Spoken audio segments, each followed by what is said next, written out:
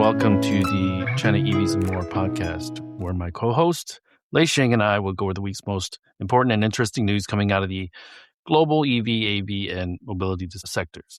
What Lei and I discussed today is based on our opinions and should not be taken as investment advice. For those that are new to the show, welcome. And to our loyal listeners and viewers, welcome back. We ask that you help us get the word out about this podcast to others. And of course, tune in again next week. Hit those smash those like and subscribe buttons, everyone. My name is Tu Li. I'm the managing director at Sino Auto Insights, a global management consultancy that helps organizations bring innovative and tech-focused products and services to the transportation and mobility sectors. I write a free weekly newsletter that we pull many of our discussion topics from. You can sign up for it at sinoautoinsights.com, which of course I encourage you all to do. Lei, a traveling volleyball, a volleyball dad, Lei, can you please introduce yourself? I am super tongue-tied this morning for some reason. Yeah, a Midwestern Lei. I have to remember I'm an hour behind you, so it's actually 8 a.m. here. Well, that's so it? I have to remember that, otherwise we miss the show. I'd miss the show if I did 9 a.m. here. And I must apologize for the live audience because we're a few minutes late. That's on me. I had some morning stuff going on that I couldn't avoid. Morning tongue-tied. That too. Yes, this is your co-host, Lei Xing, former chief editor of China Auto Review, and this is episode 242. It's March Madness, and I'm not talking about college basketball. Although there were a couple upsets last night. So, congrats to XPeng on achieving first quarterly profit. Congrats on NIO delivering 80,000 6 months after its launch. Congrats to Rivian getting a 1.25 billion check from Uber. We'll get to that, And then Xiaomi, I think SU7 was the launch of the week, although I think the limelight compared to 2 years ago, I think wasn't nearly as high as back then. I think it's lost some luster, although it was still the top selling sedan above renminbi 200,000 last year, beating the Model 3. And then we had a couple of other launches or reveals. The Zeekr 8X, Iceland GT7, a new brand. So that's part of the March Madness. And we can begin, I don't know. This is all leading up to third week in April, last week in April, to the Beijing Auto Show.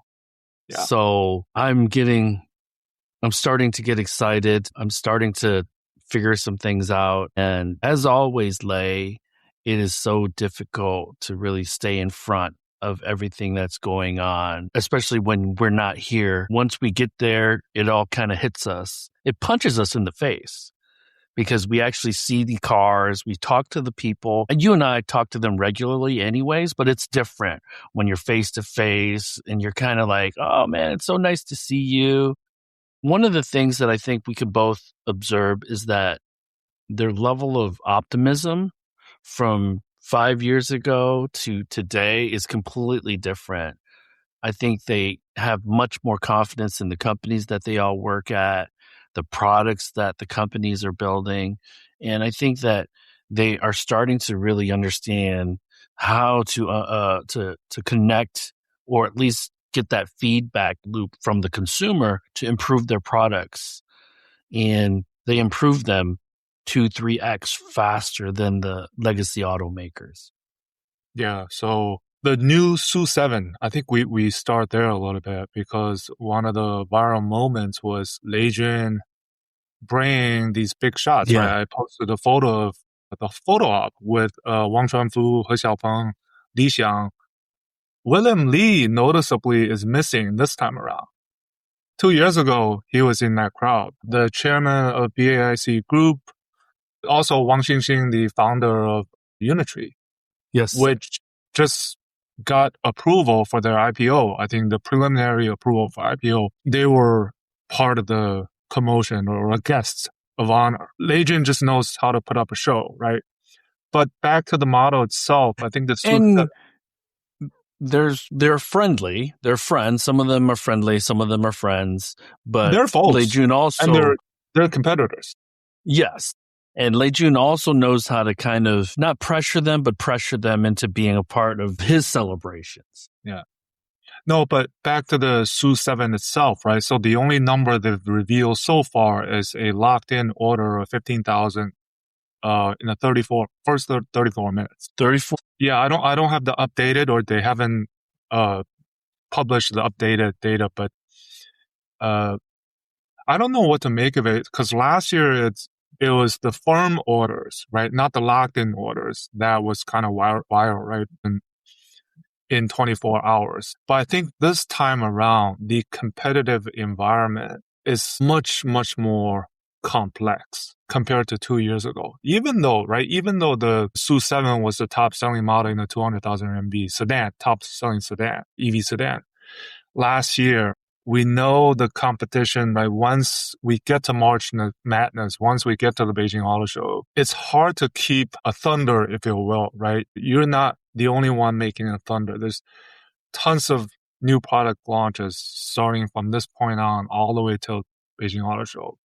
Try to push for that kind of the rebound, right? The spring rebound, the early summer rebound. So I think I sense a little bit of, even among the industry circles, even among the medias, the KOLs, the chatter wasn't as high as the first time around. It's the maturation of the product, but it's also the competition.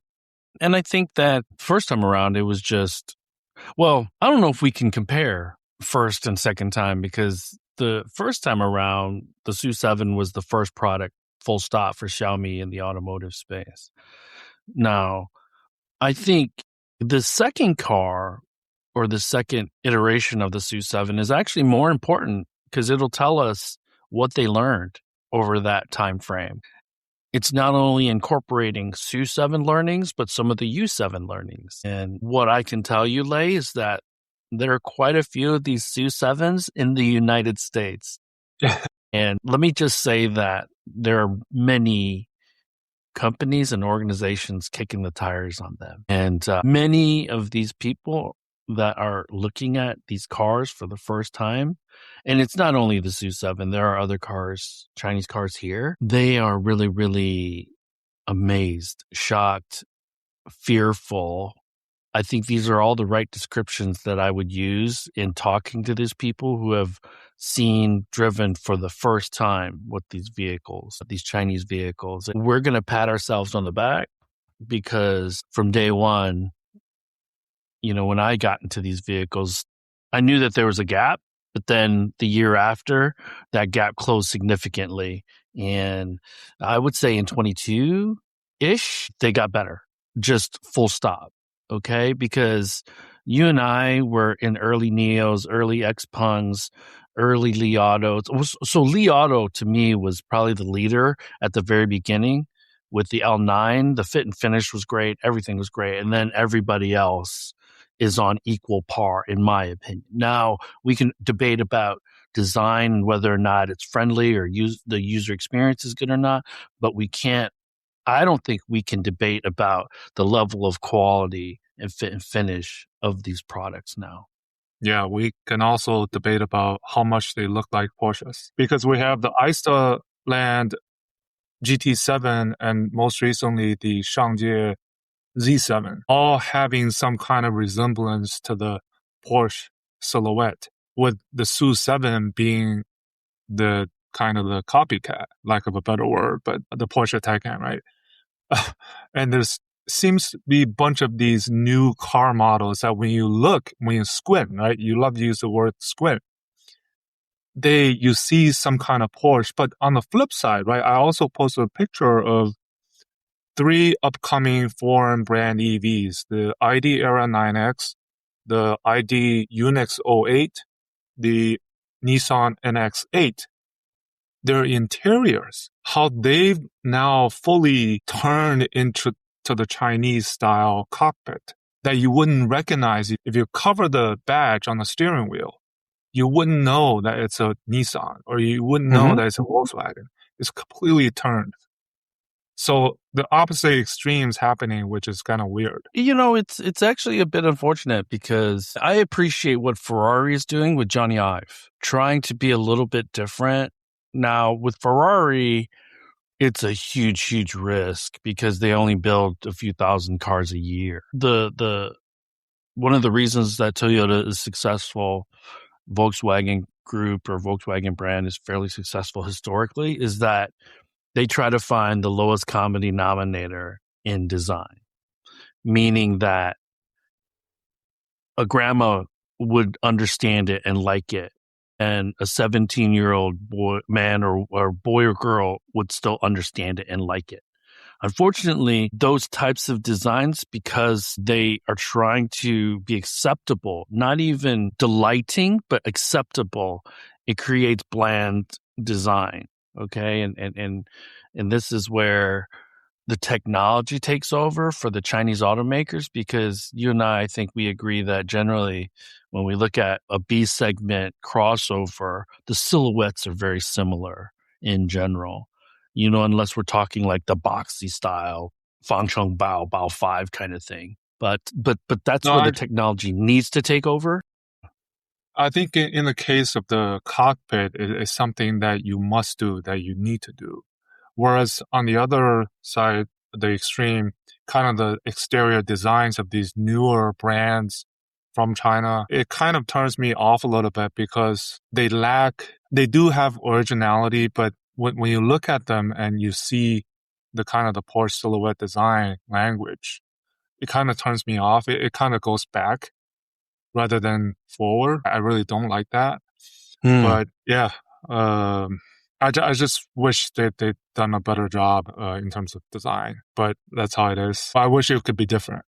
That they could do better. So what do you think of XPeng's announcements? Well, I think XPeng, first of all, here's a wrinkle. For the first time in history, in the same quarter, NIO, XPeng, Li Auto, Leapmotor, they were all profitable. I think let that sink in a little bit, because just a while ago, I think people in the industry were still questioning the viability of these companies. Okay, so now they're profitable.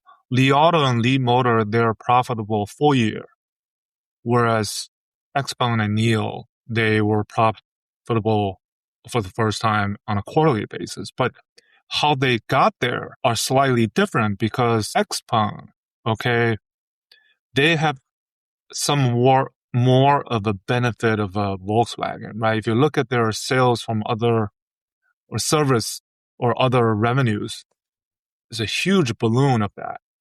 It's because of Volkswagen. And now Volkswagen is going to be the first foreign automaker utilizing the VLA 2.0 and the chip, the Turing chip. Right? Think of that kind of helping offset the pressure on sales this year. I mean, the first quarter, right? They gave guidance was 60-some thousand units. That's far. Well, the Volkswagen CTO also talked about using Horizon as well. Right. That's the Horizon joint venture that they have on different tiers of products. So XPeng has the benefit of Volkswagen, same as Rivian has the benefit of Volkswagen's investment, whereas NIO's or the autos, they don't. But the other thing, I actually listened to a bit of the earnings call before we jumped in. He Xiaopeng said their kind of the future mission is to be a global leader in the so-called agentic, physical AI agents. To be a global leader in physical AI agents. Okay, because now they're applying this VLA to their EVs, their robotaxis, their humanoid robots, and the eVTOL flying cars, right? And this comes on the heels of NVIDIA GTC. We heard about what Jensen said, right? This agentic AI, this OpenClaw is the next ChatGPT moment, right? Not only generating things for you, but doing things for you. And XPeng's products are those type of things. Same with Li Auto's Lei Xing said for their Livis, right? So think about that a little bit. And XPeng is one of the companies that is really, really, really, to your point for the last 2 minutes, they're really trying to broaden who they are to the public, to the media. We're an AI company. We're an eVTOL company. We're a robotics company. That is a complex set of seemingly disparate sectors, and differentiator needs to be the silicon design, because everyone else is doing that as well. And silicon design is such a capital intensive kind of process that if they're not careful, if they're successful, and the Turing chip seems like it's one of the leaders in the Chinese domestic silicon design sectors, because I've not heard too much about the horizons, although they did say that they're launching some silicon that is going to rival Thor. And that's pretty bold to me. But yeah, he also mentioned something about, so in the robotics world, there's something called the 3Bs, the brains, the bronze, and the batteries, right? So we know the batteries, we know the brains, but the bronze, the middle part of it, is what actually He Xiaopeng said they're kind of unique in how that iron robot moves, how their joints move. I think they have an advantage over there. We'll see, but that's his kind of the comment. I think that's also the middle part of it is also the majority of the I don't know, $1 trillion opportunity in the robotics, right? So they're figuring that out, and they want to be different than the rest of the competitions. And he did mention that gradually you go from kind of the commercial, industrial to home evolution of where these robots are going to be used. So, I mean, yeah, that's what I heard this morning. And not to be outdone by their other, let's call them hobbies for now, because they haven't really commercialized any of them. They've gotten 8 consecutive months of 30,000 units, which is tremendous for them. Let's hope that that's their floor from now on. They're going to be launching 2 products in Mexico next week. And so I don't see, as long as companies like XPeng and BYD continue to push, everyone else is, especially in the China market, is going to have to try to keep up. So XPeng, yeah, they're launching 4 new products this year. 2 of them, one of them will be the GX that we talked about quite a few times. They lack this large ESA-like XUV. Now they're going to have it. The 6-seater. I think SOP is this month. Yeah, next month. Q2 launch. Next month. Q2 yeah, launch. Next yeah, month. Q2 launch. And then the Mona compact SUV based on the Mona MO3, right? This is cheaper. I think the first quarter, the first 2 months, the numbers weren't quite good.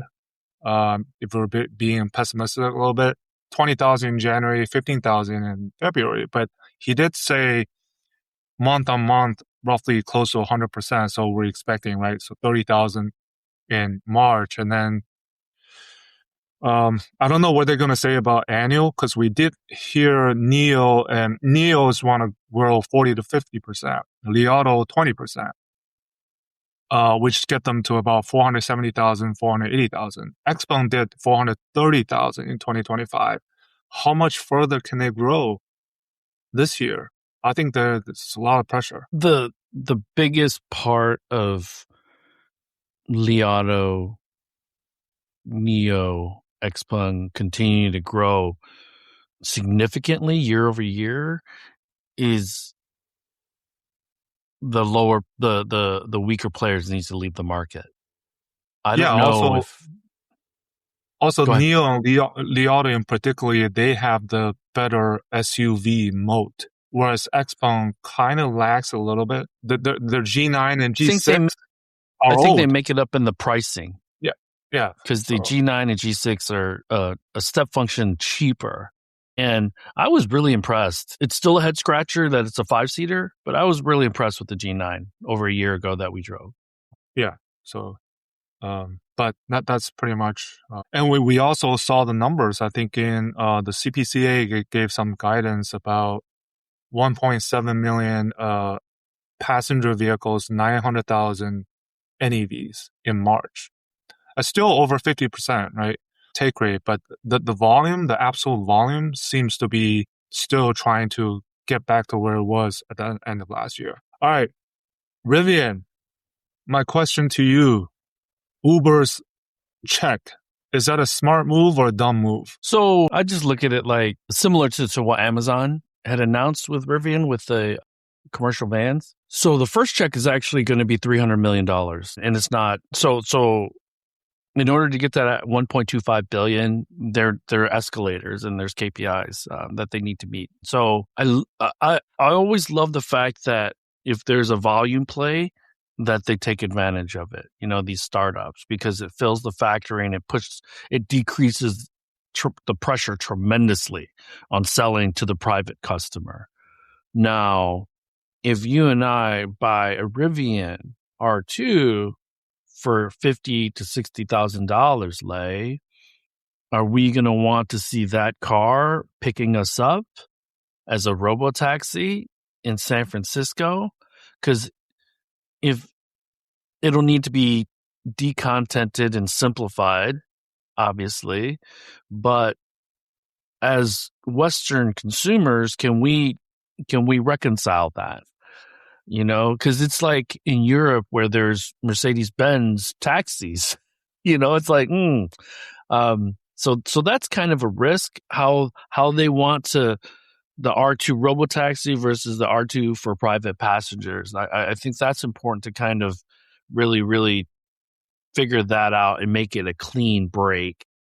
Yeah, I think that's just going to be a big question mark from a consumer perspective. But volumes, I mean, they're nowhere near what they want. 50,000, right? Robotaxis over the next 5 years in USA, Canada, and Europe, right? 3 regions. I think we look at this from 2 perspectives, right? One from the perspective that you just talked about, from, let's say, a Rivian and Lucid's perspective, is that the only viable US American smart EV startups are now both depending on Uber play. It's quite interesting to get the Robotaxi as a major part of their strategy going forward. That's number one. And then from Uber's side, it feels like that they're now trying to rapidly catch up on what they tried to do before, but in a different way, which is to utilize these assets that have the tech, the platform, and the architecture, and then say, Uber, we're going to be at the center of this AV revolution, but we have these partners helping us. So I think you're referring to Uber's old division, the ATG, Advanced Technology Group, that was based in Pittsburgh. And then one of their vehicles ran over a woman and killed that woman. They effectively closed that division down and sold it to... So Uber is ready to spend, right? They're ready to work with every single... I mean, you talk about WeRide, Baidu, you talk about Wave.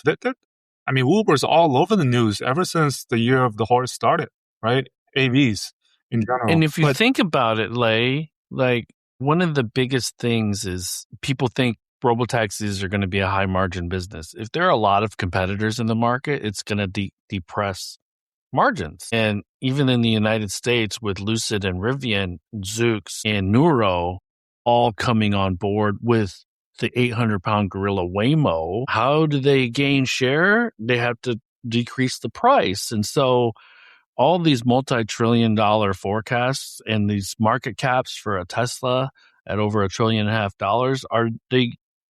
are they going to be warranted because of, we went from like Waymo to now there's 5, 6, 7, including Motional now too. And I'm all here for it because that'll bring prices down. But now it's not clear to me that these are trillion-dollar companies unless they clearly. Yeah, it's like you're at a poker table, right? So Uber, everybody's sitting there, they're going all in, right?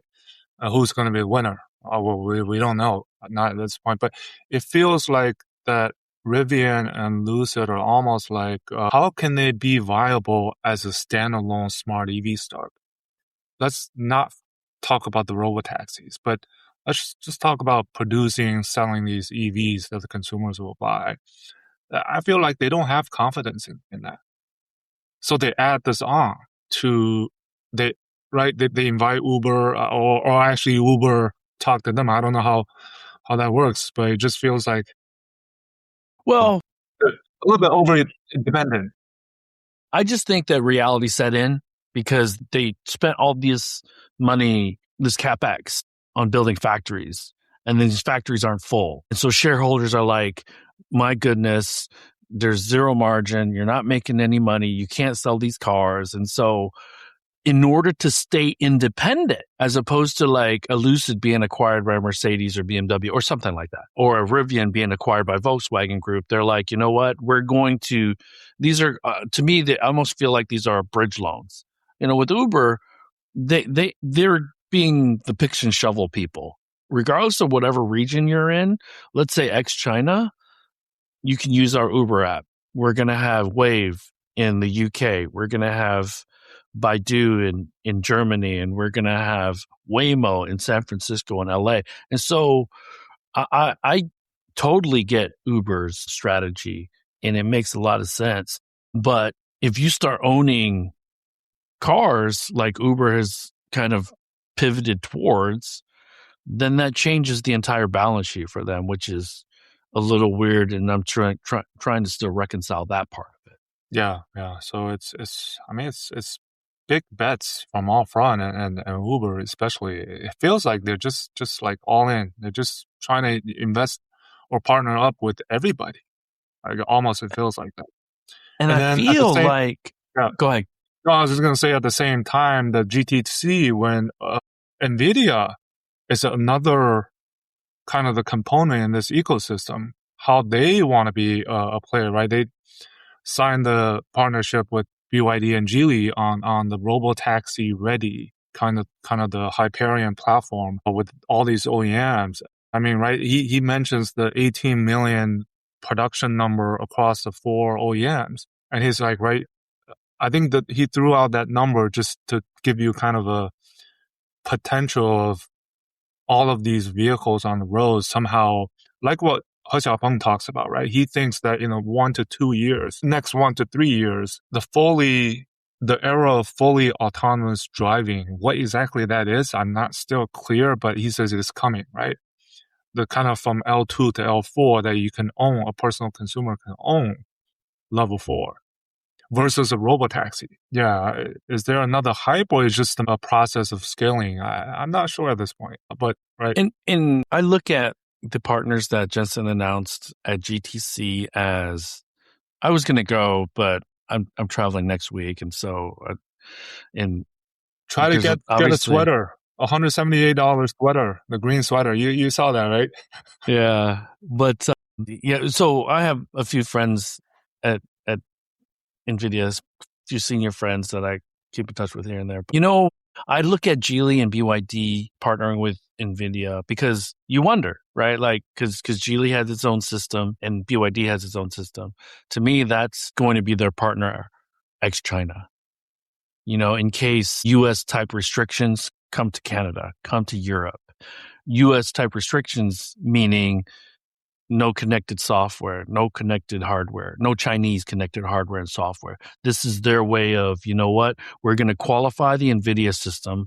We're going to continue to use our system until they tell us we can't. And to me, that's kind of their plan B. Yeah, a little bit. Now, if NVIDIA gets to the point where Alpamayo is better, maybe it's reason for them to swap whole hog, but I think it'll be difficult for them to do that in the China market. Everywhere else, I think that's a realistic option. I think the future to watch is the generalization of these Chinese systems, ADAS or L2++ systems, how they're generalized in the rest of the world. So one thing that Geely did was their GASD system recently got certification in Europe, right? And then He Xiaopeng, he talks about the globalization of their VLA system, how they can be launched in other markets outside of China within a shorter amount of time. And that's something to watch. A Chinese system on foreign regions versus, let's say, NVIDIA, right? Alpamayo, right? That's the case in point is Mercedes uses Momento, whereas the rest of the world, they have to use Alpamayo with NVIDIA. And it looks like they did a drive, right? Recently in San Francisco, 2.5 hours with Wu Xinzhou, who former head of autonomous driving at XPeng. He's right.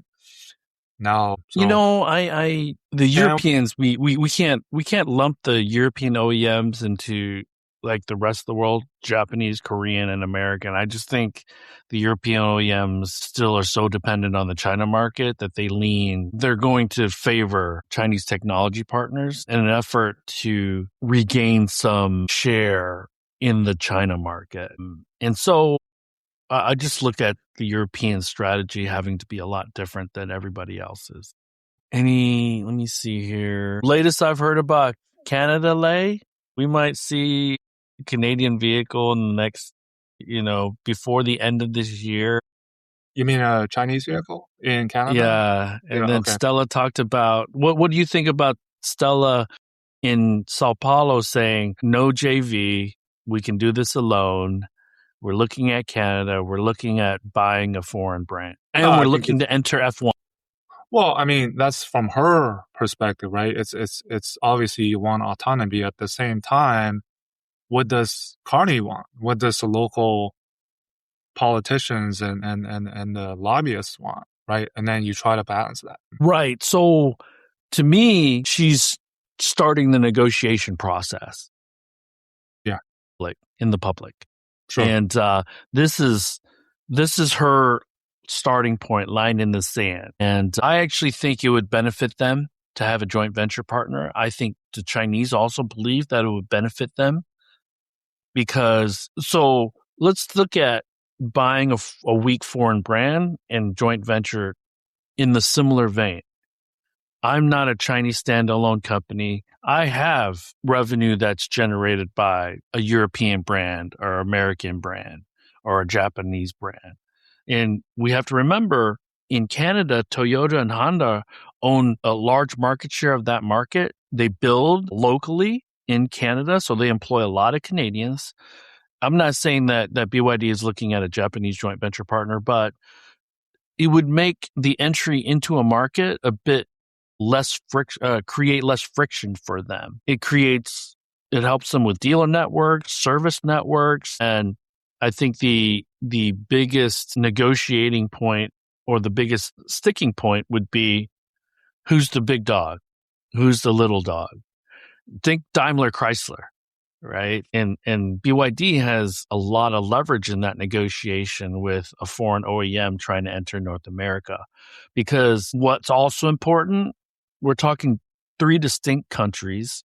So it wouldn't make sense for BYD to partner with Toyota in Canada and then partner with Hyundai in the United States. I know I'm not saying that that's who they're talking to. I'm just saying it would need to make sense, in my opinion, for them to have a North American joint venture partner, not 3 different partners in 3 different countries. Right.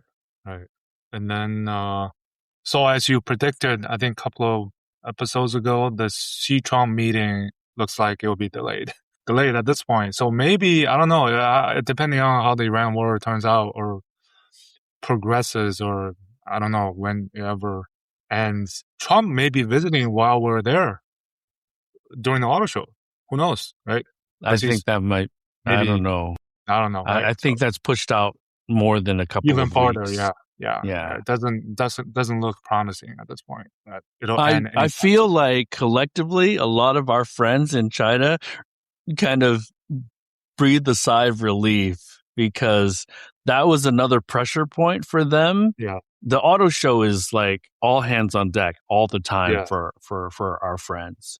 And then in addition to that, a foreign leader coming, knowing that there is a decent chance that some sort of deal was going to be announced or attempted to be negotiated and agreed to during his visit.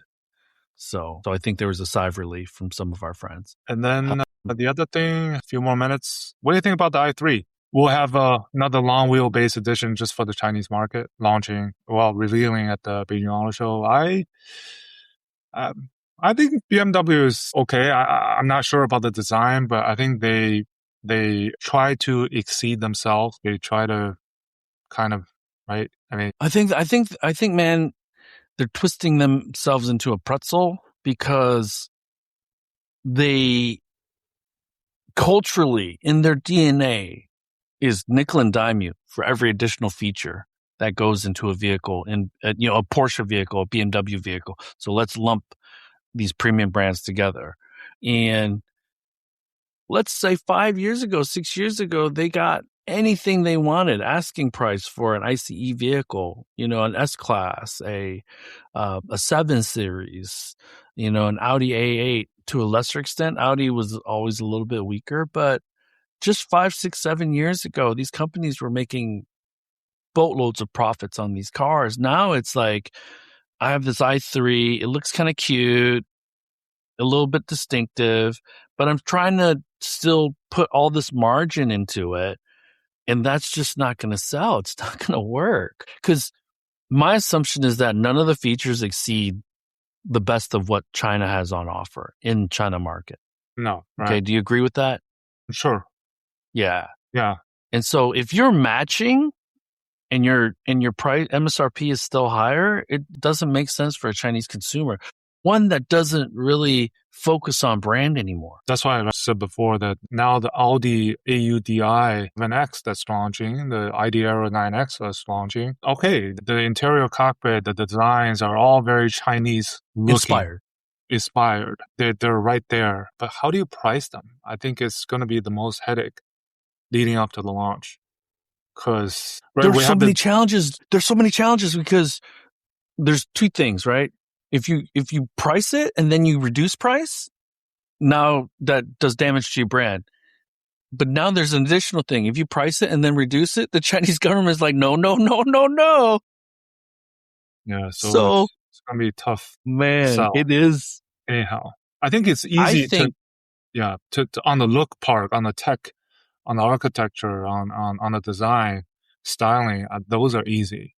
But yeah, it just and that's the thing to me, because can we hire a bunch of Chinese designers, software engineers, and manage them? Yes, but if the BMW culture doesn't change, if the General Motors culture doesn't change to adopt faster decision making, more risk taking, then these engineers are going to be underutilized. These engineers aren't going to be able to unlock how these companies will be competitive for the next 25 years in China. Because in my opinion, BYD, these companies in China are going to run into similar challenges when they start managing tens of thousands of employees outside of China. Okay? Sure. Because one of BYD's biggest assets or biggest reasons for being able to scale so quickly, most of everything they do is in China. Now, this is going to break certain companies. It's not going to break BYD, but it's going to break others, these other Chinese companies. You and I both know this. We're not going to speculate yet on which ones we think won't be able to successfully manage teams internationally, but we've already seen hiccups, right? Yeah. Well, Bianca is done. It's gone, right? Okay. I think they're done. That's from what I heard. So, those 300 million flushed down the toilet? I need to catch up with our friend Ming. Waving, yeah. Maybe we'll see him. Maybe we'll see him in Beijing. So, because he's still Renault GM, isn't he? GM? Well, the Renault is all in on the ACDC in China. So, anyways, that's all I have, man. I know you're gonna have to go to some volleyball. My kids are off today too, so last night, interestingly enough, I was having some beer with the parents in the team, and guess what we were talking about? We're talking about the war. We're talking about China EVs. Can you believe that? Well, it's surprisingly some of these parents how much knowledge they have. They actually know a lot, so I was quite surprised. Hey, so that was interesting. Again, Lei, thanks to us, I think people owe a lot. I think people owe a lot to us being the OGs in this, right? Yeah. I don't care who else is trying to steal our thunder, but I believe there's this handful of people that you and I know, some of them still in China, that have really, really tried to be objective in how we communicate what's going on, who are the players, what are the real reasons things are happening, and correcting a lot of bad takes with the narratives that certain media outlets and certain people and individuals want to try to push. So anyways, it is funny though, isn't it, Lei, that people will always want to talk about this stuff. And you're absolutely right. Most people, because I've only been back 4 years, so most people still don't know what I do when I go to these parent things, But then once we get to talking, it's, BYD this, BYD that, once they find out. And I'm like, no, dude. No, that's not how it is. But, it is what it is. I think it's definitely gone mainstream, whether it's the mainstream reporting, Western mainstream reporting, or people are, it's in the headlines every day. Well, it's going to be north and south of us in a year. So let's go to questions and comments. Good morning. So this is from SPX. Hey, SPX, thanks again for joining, man. Appreciate the consistency. Good morning and happy Friday, guys. Happy Friday to you, sir. Uber soaks up L4 consumer cars again with R2. It means it's the LiDAR version. How will it affect the price and availability of the LiDAR R2 to retail customers? Well, first of all, RJ is a big proponent of LiDAR, right? There's been many, he's made quite a few recent comments on that. And second, so the LiDAR edition still is coming. We haven't heard too much about it, but And I don't think Rivian has officially announced who their LiDAR partner is. But third, think about, I think Hesai just signed, was it Hesai or Robosense signed with a lawnmower brand, 10 million units of LiDAR. I think it's Hesai. It was Hesai, right? 10 million units. The commoditization of LiDAR is come to the point. I think this is also what RJ mentioned, that it's important given their current architecture. So that when this comes out, it shouldn't be at too much price, hopefully. It's more of what they do on the subscription side of the Autonomy Plus. But it looks like it's going to be a necessary component, at least on the Rivian side. So, you look at SU7 as an example, right? SU7 is standardized with Hesai's LiDAR. But obviously, they got the volume, whereas Rivian does not have the volume currently. I think that's the key. Yeah. Even at, at its best, let's say R2 sells 150,000 units in the next, a year in 5 years, right? That's still kind of a drop in the bucket for volume. But I'll answer it this way. I'm not an expert on their stack, but we have to remember that there's redundancies here, and then there's going to be sensor diffusion. So how important is that LiDAR into identifying and creating a visual world for the autonomous system? And I think that plays a role in price. Is it a high-level RoboSense LiDAR? Is it, a fairly simple RoboSense LiDAR? I don't know. If there are details, please let us know. That's one thing. The other thing is, if I'm Rivian, I'm trying to push other automakers to buy a similar one, right? Because that will bring the price down for everybody. And if it works well, my thought is that it becomes standard in the third revision of the R2 5 years from now. That's how I look at it. Because you'd mentioned RJ is a proponent for LiDAR, so he's on the LiDAR team. Tesla, XPeng are not on the LiDAR team. So, well, currently, at least on maybe except Tesla, everybody else on a level 4 side is kind of like LiDARs are a must. The content per vehicle increases for these LiDAR suppliers when you go to these L3 and L4. Some of these vehicles that are launching in China, supposedly. So the next question, Lyft is much quieter in Robotaxi Air. What are their plans, if any? So SPX, look up a company called FlexDrive. They're a Lyft subsidiary, and they're the ones responsible for partnerships with Robotaxi companies. The CEO's name is John Parks. I'm a friend of his. So look up what FlexDrive is doing.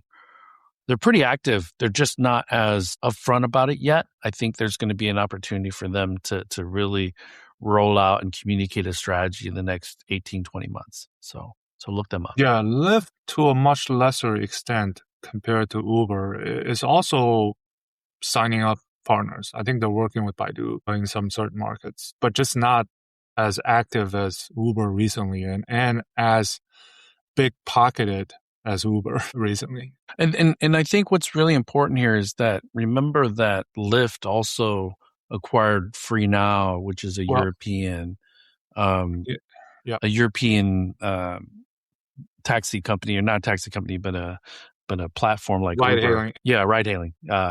Again, I can't think this morning, but that made them international because Lyft was just a North America-based company, and FreeNow really helps them enter the European market. Remember 10 years ago, GM invested $500 million in Lyft. And what did they want to do back then? They want to launch an autonomous vehicle ride-hailing network of AVs. And 10 years later, that has not happened. So what do you guys think of the Q4 earnings of NIO? This is from Jean-Francois Bergeron. I think we talked about that maybe for the week before or last week. Yeah. Yeah. Q4, I think that was expected. Everybody was expecting that to happen. They worked their asses off to get there, right? Cost-wise, but also getting that more profitable ESA out of the lots and making it a little bit more competitive and almost at the expense of their other large SUV, because you comparison shop and the ESA is a great deal, right?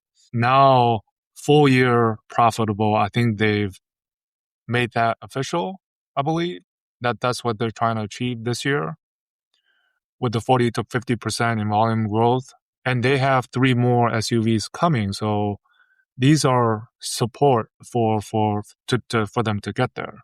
But again, the competitive environment is a lot more cutthroat, especially with the large SUVs. I think we talked about that. So I think NIO is ascending, just like XPeng, but again, we know that this is also very cyclical because BYD was on the downward trend, but they then freaking pulled themselves to the forefront with all their announcements. BYD supposedly have another event specifically on autonomous driving features or level 2++. I heard like the God's Eye thing. Maybe they have another 2.0 or something. I don't know. Well, don't be surprised if BYD will have a major announcement during the Beijing Auto Show. Well, everybody's going to have a major announcement. Yeah, pretty much. Sure. Or ahead of it. Anyways, that's all I have, man. So why don't we end it there? I'm late, 4 minutes late for another call. Everyone, thanks for joining us. Good morning, good afternoon, good evening. We will talk with you all next week. That brings us to the end of this week's show. Lei and I thank you for tuning in. My name is Tu Lee, and you can find me on Twitter at Sino Auto Insight. That's SinoAutoInsight. You can find Lei on Twitter at Lei Xing 77. That's LEIXING 77. If you wouldn't mind rating and or reviewing us on Apple Podcasts, Spotify, or wherever you grab your podcast from, we'd appreciate that as well. Even better, if you enjoy this show, please tell your friends about it. Please join us again next week as we track down all the latest news on China EVs and more.